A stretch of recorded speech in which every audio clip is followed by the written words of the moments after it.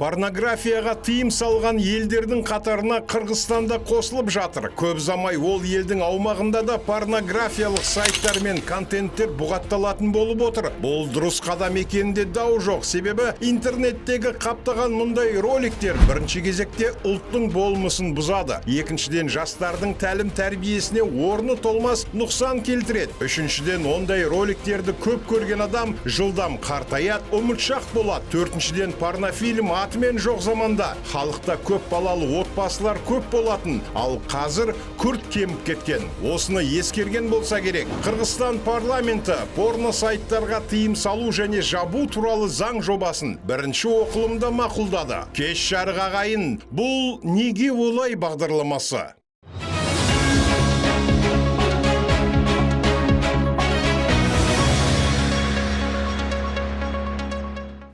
Енді жуық арада депутаттар құжаттың нақтыланған жобасын әзірлеп қоғамдық талқылауға шығаратын болды. Депутаттар порнография Қырғыздың ұлттық құндылықтарына сәйкес нәрсе емес дейді. Олар порнографиясыз елде туу көрсеткіші түрт артатынын алға тартты. Заң жобасы туралы бастама көтерген депутаттар порнографияға еркін қол жеткізу қырғыз халқының моральдық негіздеріне нұқсан келтіретінін, әсіресе жастарға ықпал етіп қылмыс арттыратынын айтады. Ең бастысы, заң қырғыз азаматтарының адамгершілігі, денсаулығы мен психикасын қорғауға мүмкіндік береді деген тұжырым жасалды. Азаттық радиосы Қырғызстан парламентінің отырысынан хабар берген екен. Онда депутаттардың сөздерін келтірген. Марлен Маматалиев есімді депутат былай деген: ұлттық құндылықтарымызға сай келмейтін, келешек ұрпаққа зиян келтіретін мұндай әдепсіз істерге тосқауыл қоюға мүмкіндік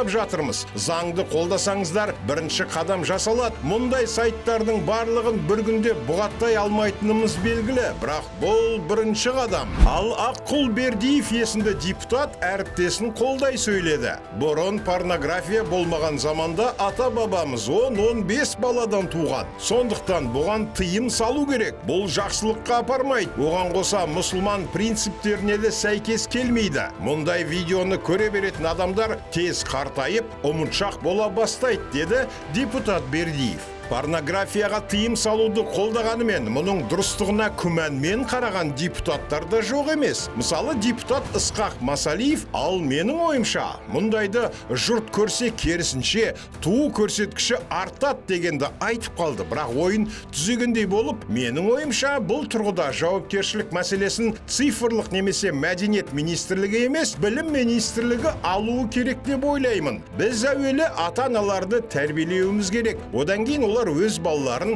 тәрбиелейді деп қосты. Парламент мақұлдаған заң жобасы порно сайттардың қара тізімін жасап, интернет провайдер деңгейінде порнографиялық контентті техникалық сүзгіден өткізуді қарастырады. Заңды орындамаған провайдерлерге айыппұл салынады және лицензиясынан айырылады. Дегенмен жоба авторлары VPN заманында интернет қолданушылар бірнеше қадам жасап-ақ бұғаттауды айналып өте алатынын мойындайды. Мұны Қырғызстан байланыс саласын қадағалау қызметі жетекшісінің орынбасары Азамат Асанов деген шенеунік растады.